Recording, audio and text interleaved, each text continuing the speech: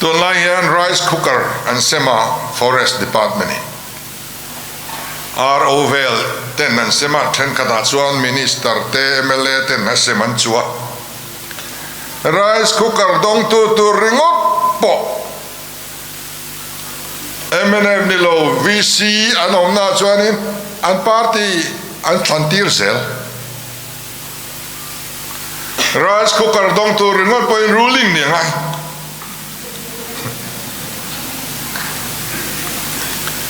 mania retailer tender lo chua media on viral kain mu kaninga retailer na deal tura thiltel ngai te antia a chuti khati anti thia atopera MNF recommend na tika sarkar nalaka po ruling party recommend na ngai ta ni chu awahan party sarkar chiang em tiru VC Thar local council Thar andina piang hian anile VC Thar campaign chunga local council Thar campaign chunga chuta chuan chu lovin min tlinti ro o chu lovin min tlinti don chuan campaign chu anti thin congress poinati a MNF poinati tuna kian sema boka local council Thar apiang dona apiang thailok lova chuta chuan ZPM te congress te khanin local council Thar impact chuan kan chu lowang chu lovin an contest in MNF in Klingdonia kan ti an phut lak ani democracy kal mangponi to lo tiro heng hi khatireng renga party sel mathen rama khan kanomta taxi permit aniemo two wheeler permit aniemo party worker indu saknai na kal zela mamongoi ngoi ka party dangani chuan amuthei lova ruling party chuan an muwa taxi khalthia mia lo poina muwa taxi nei mia lo poina muwa ralle mai maya party worker ti lomnan an manga mana khan kan shuai tu ro pui tak pakhatin enge soi kha kan chung khat laina nai po ni sela ka party mi ani lo chuan enga tan ma ka ti lo watin ka kan ho tu lu perin ma party te fui dan ni heng zong hian party feeling atina kan in thenom khoven na ti chemeka kan society e chemeka ko than rong bol na a khoi poi toni apoi em ani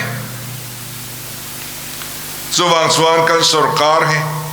kan sarkar ti alam thailo hi kan tam te em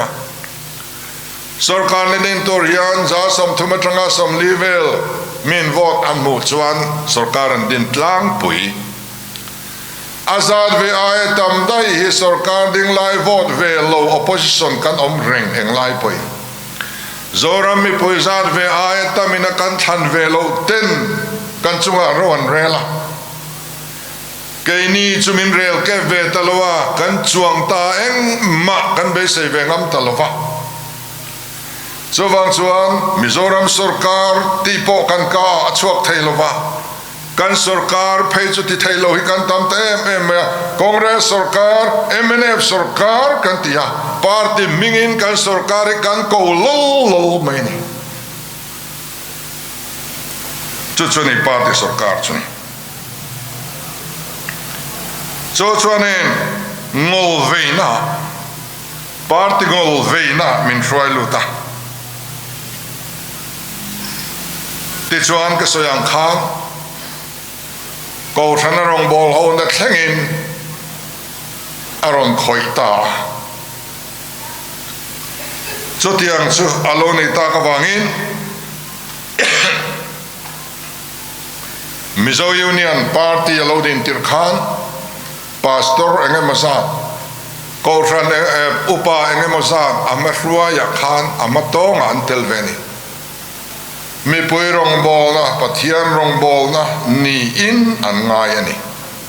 ani reng ani politics chu politics athiang lema mi hring le pathian rong bol na mai cham poimo tak ani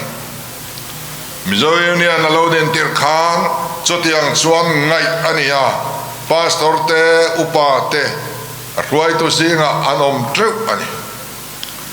nima sala eitu party dang lo chuak vele hanin bei tak tamaya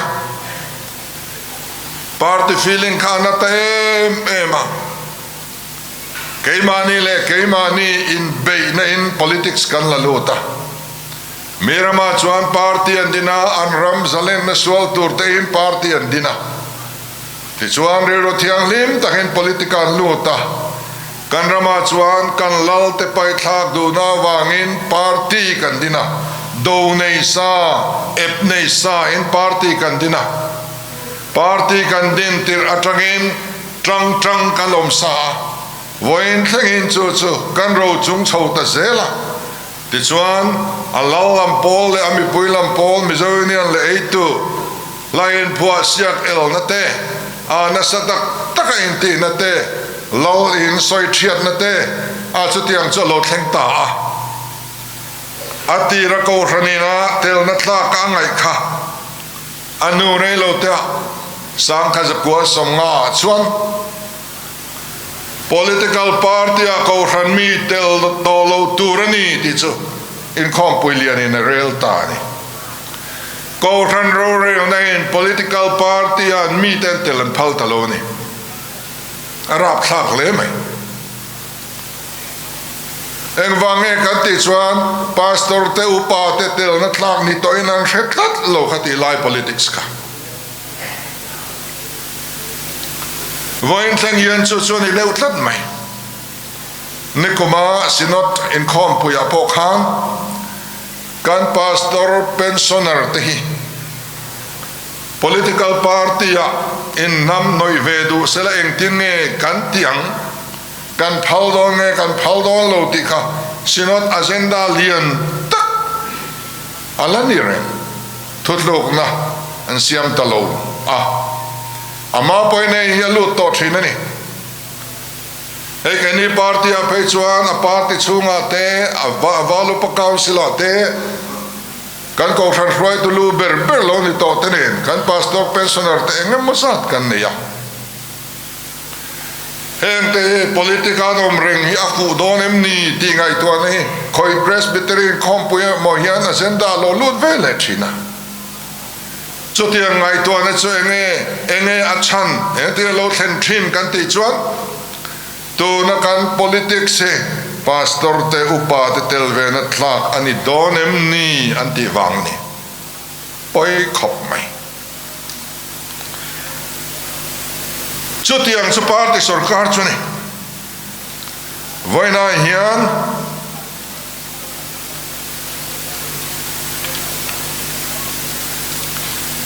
kan ram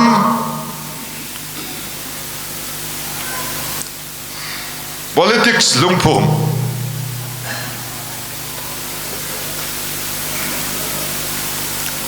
Phum Thar le Turin kan Lokal khomni Lungphum Thar kan mamo pathian mi te thara mi te telve na tla politics mi pui sarkar party sarkar ni lo din tura Lokal kan ni